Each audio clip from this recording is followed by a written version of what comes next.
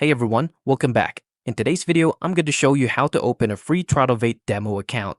A demo account is a great way to learn the platform, test trading strategies, and practice futures trading without risking any real money. To get started, head over to Tradovate and sign into your account. If you don't already have an account, you'll need to create one first before accessing the demo platform. Once you're logged in, look for the Open Account option near the top of the page and click on it. You'll then be taken to the account setup screen.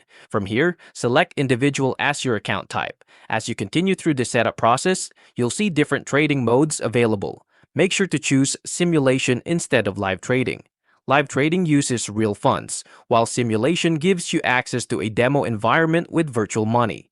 After selecting Simulation, continue to the trading platform. Once it loads, you'll notice that your account is marked as Demo or Simulation, confirming that you're not trading with real funds. Now you can explore the platform, analyze charts, place practice trades, and test different strategies without any financial risk. And that's it for today's video. If this helps you out, please like and subscribe, and I'll see you in the next one. Thanks for watching.